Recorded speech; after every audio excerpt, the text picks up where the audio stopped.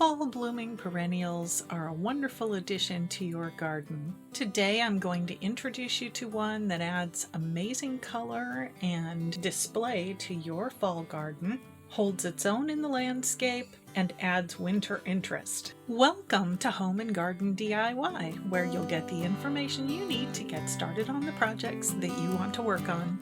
In case you're not familiar with what sedums are, they are in a class of plants known as succulents. Succulents basically hold water in their stems and their leaves. This makes them extremely drought tolerant. Succulents come in all sizes and shapes, from tiny low growing ones that are only a half an inch tall to the upright forms that grow as high as 2.5 feet. While the pictures that you're seeing right now are some of the smaller ones, the one that I want to introduce you to today is a beautiful garden standard known as Autumn Joy Sedum. I'll put the spelling of the plant down in the description for you, and just to pronounce its name, it is Sedum speck-TAB-u-lee, and that way you will know when you go to the garden center to buy it that you have the right plant. While I'm already talking about the garden center, I was actually at Home Depot when I filmed this footage for you, and while you don't have to wait until fall to plant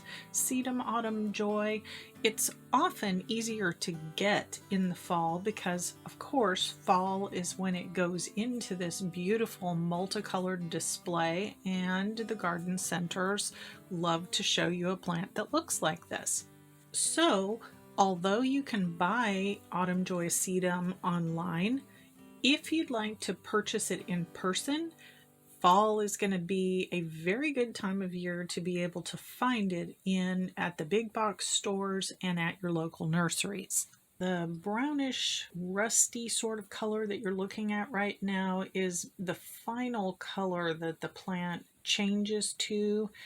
It starts out as this beautiful silvery blue-gray green and these bright green buds, and then opens to the little white and pink and green flowers, and then eventually changes to the rusty colored brownish flowers at the very end. And that color will remain on the plant through much of the winter, unless you have a really cold winter or they get hit by freeze, in which case you may have to cut the plant off at the top. Having mentioned winter, the pictures you're looking at right now show the plant growing from the start, but this is what is called a winter rosette. And if you are in a climate where it doesn't get freezing cold, your plant will die down to a winter rosette that looks like this, and it'll hold its little blue-gray green place in the landscape until it starts warming up and starts putting on the longer stems that will eventually make it the 2 or 2.5 foot high plant that you're seeing here in this footage from my visit to Home Depot. While we're looking at this label, I want to call your attention to the fact that this sedum is also called a hardy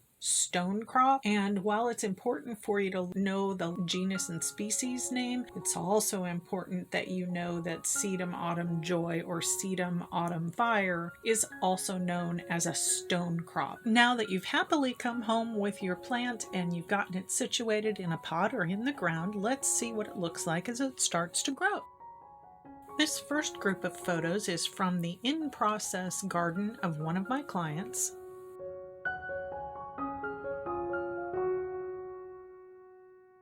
And the two different pots of Sedum Autumn Joy that you see here are showing growth after about 2 to 2.5 months. The next few photos is from later in the season, nearing the time when they're getting ready to bloom.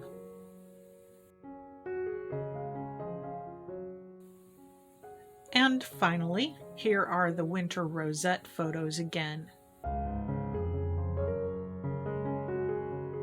Since since you've now seen the different stages of growth for this Autumn Joy Sedum, now it's time for us to talk about what Autumn Joy needs in order to thrive in the location where you plant it. Earlier, I shared with you that this particular sedum and all succulents actually hold water in their stems and leaves, and because of that, this is a plant that does not like to be overwatered, and it's also a plant that is not going to do well if it has to continue to be planted in a spot where it's getting consistently a lot of water. So with this plant, you want to make sure that you have it in a place where it can dry out around its roots before it gets watered again. This plant also requires a lot of sun. You need to take into consideration that means you're going to need to get this plant a lot of sun summer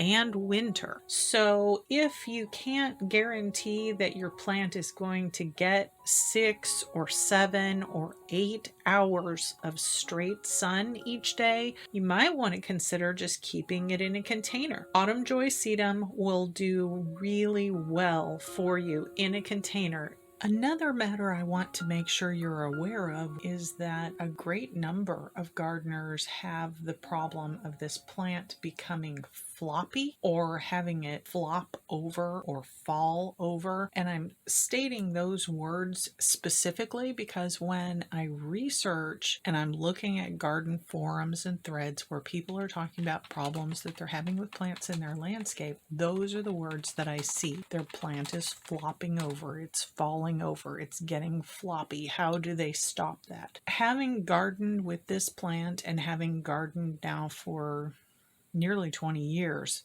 the first two things that I would suspect are the two things that we've already talked about: not enough sun and too much water.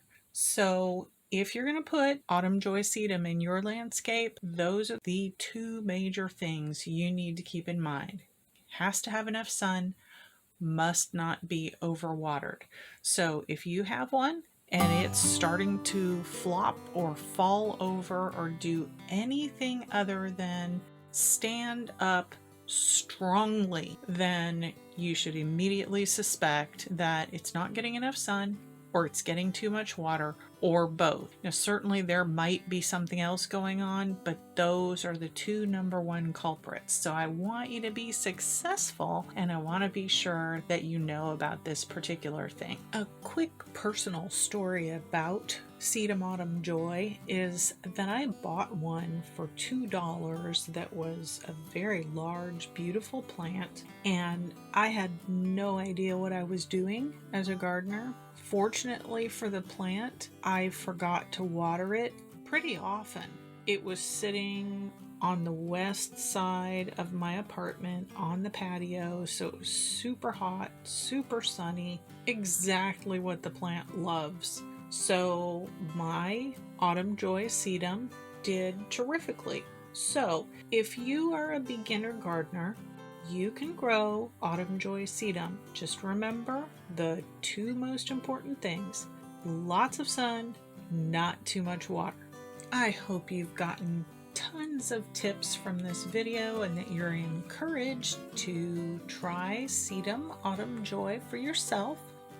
Do what the video shows, and I'll be back with more next Monday. Thanks for watching.